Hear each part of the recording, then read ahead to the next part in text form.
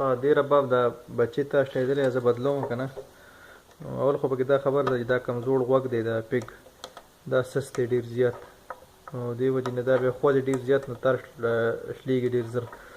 ما سره دا بل دی دا نوی دی نو دا دلته دا اوس مضبوط دی دلته ښه پوره دې ځای کې ورځي که نه نښلي یم چې څومره دا تنګ وي او دا سخت وي نو بیا خو نه دا خو په قلاره خوځي او دغه نه کوي دا مسله نه کوي.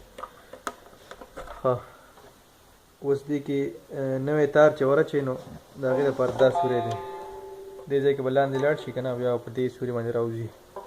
ښه دا تار چې دې ځای نه راوباسي نه خو ډېر په ګرانه راوځي خو زه خو د خپله دا طریقه کوم چې داسې ول جوړ کړم دا که نه دا زوړ تار نه کوم شلېدلی تار نه به ول جوړ کړي او په دې ځای کې داسې نه باسي. ټیک شو.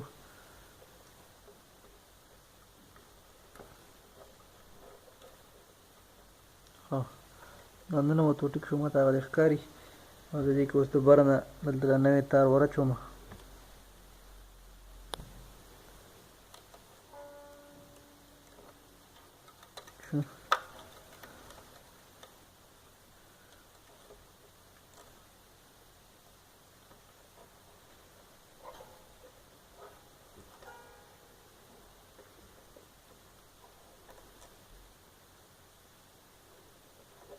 دا ول به ډېر نه غټوئ ځکه چې بیا دې ځای کې ورځي نه.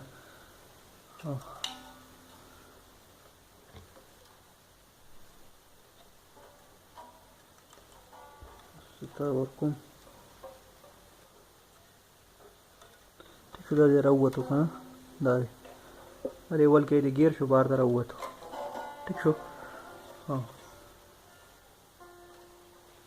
اوس چې دا کوم نوی غوږ دی هغې کې به دا واچوئ او خیر اسان دی دې کې دلته راسورئ که نه هغې کې به دا واچوئ بیا به واپس دلته واپس نه باسئ ټیک شو.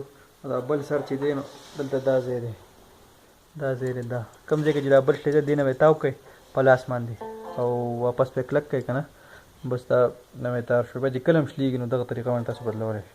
ښه یو بله خبره پکې دا ده چې په دې چې کوم دا برج دی دا په دې کې د بچي تار دپاره ځای دی دا ځای دی دا اخرنی ځای دی دا او په دې د اخرني بچي د دې تار دپاره دا ځای دی دا او په دې کې ورچوه.